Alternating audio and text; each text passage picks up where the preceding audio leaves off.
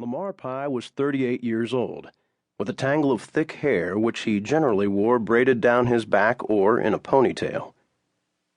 Though he had an open, friendly face and warm eyes showing over a nose that had seen much wear, he also had F-U-C-K and Y-O-U exclamation point inscribed across the knuckles of his left and right fists, and born to kick ass on his left forearm, all in the spidery and uncertain blue ink of a freehand convict tattoo artist.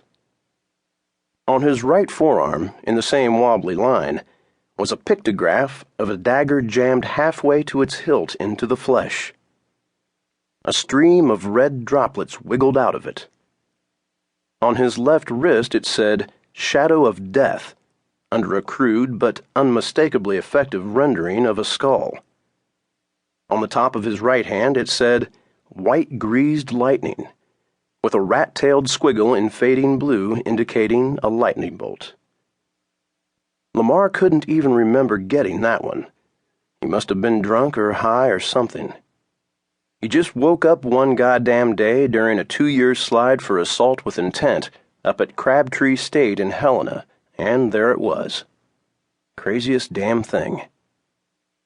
The water felt so good when it blasted against the swollen bulges of his muscles, with the contrast between the hissing steam and the sense of cooling.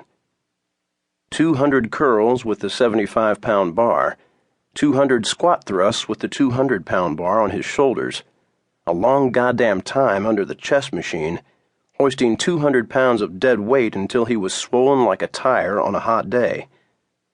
When the water hit his muscles and deflated him, man, that felt so cool. Lamar contemplated his chest in the hissing steam. Looking downward, he saw an endless field of possibility. His chest was wide and white and not particularly hairy.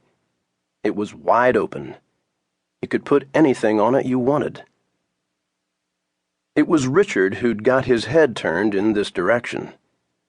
New boy Richard was so scared of them he hadn't said a thing for a week, and Lamar at first wanted just to torture him for a while before he fucked him and sold him to Rodney Smalls's niggers for cigarettes. But goddamn Richard was so weak it wouldn't have meant a thing.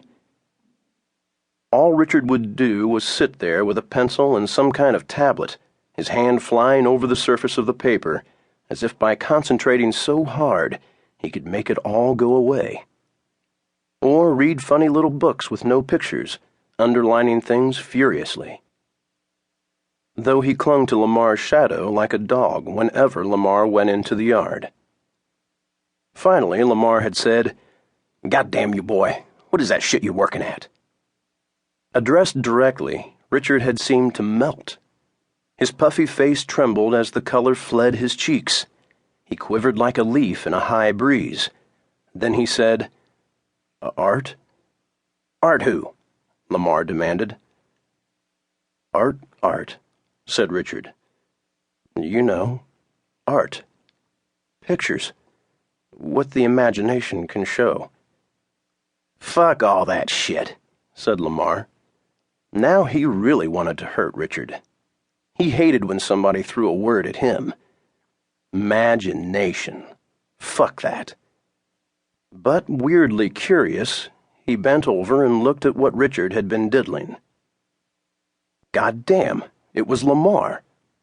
It was Lamar himself, fearsome as a lion, scared of no man, looking like some kind of ancient king or Viking. Under a frosty moon, Lamar with a mighty sword, ready to slay enemies by the thousands. The whole thing had a spooky feel to it, some kind of magic or something. Somewhere inside, Lamar felt a little thing move. "The fuck?" he said. "That ain't the way it is. I'm a hard-timer goddamn inmate buttfucker. I ain't no goddamn hero." I just drew what my mind saw," said Richard. "Please don't hurt me." "Nah," said Lamar, stumped. He went back to his penthouse. Yet the image had somehow jiggered something in Lamar. It troubled his dreams.